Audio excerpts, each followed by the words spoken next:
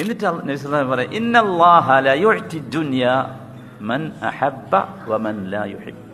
അള്ളാഹു ദുനിയാവ് കൊടുക്കുക, അള്ളാഹു ഇഷ്ടപ്പെട്ടവർക്കും കൊടുക്കും, ഇഷ്ടപ്പെടാത്തവർക്കും കൊടുക്കും. നമ്മളെ തിയറി ഫിലോസഫി ഒന്ന് മാറ്റണം. ഇഷ്ടമുള്ളവർക്കും കൊടുക്കും, ഇഷ്ടമില്ലാത്തവർക്കും കൊടുക്കും. അടുത്ത വാചകം അങ്ങനെ അടിവരട്ടോ, വലാ യുഅ്തി അദ്ദീന ഇല്ലാ മൻ അഹബ്ബ. അള്ളാഹു ദീൻ നൽകുക അവൻ സ്നേഹിക്കുന്നവർക്ക് മാത്രമായിരിക്കും. അടയാളം നമ്പർ 1, അള്ളാഹു ദീൻ നൽകുക അവൻ ഇഷ്ടപ്പെട്ടവർക്ക് മാത്രമായിരിക്കും. ഞാനിത് പറഞ്ഞ എന്തിനാ വെച്ചാൽ ഇതിന്റെ അടിസ്ഥാനത്തിൽ എന്താക്കണ്ട, പൈസന്റെ അടിസ്ഥാനത്തിലാണ് സ്നേഹം എന്ന്.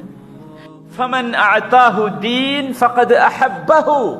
അള്ളാഹു ഒരാൾക്ക് ദീൻ നൽകിയിട്ടുണ്ടെങ്കിൽ അതിനർത്ഥം ഫഖദ് അഹബ്ബഹു, അവൻ ആ മനുഷ്യനെ സ്നേഹിച്ചിട്ടുണ്ട് എന്നാണ് അർത്ഥം. അള്ളാഹു കൂട്ടത്തിൽ നമ്മൾ ഉൾപ്പെടുത്തുമാറാകട്ടെ.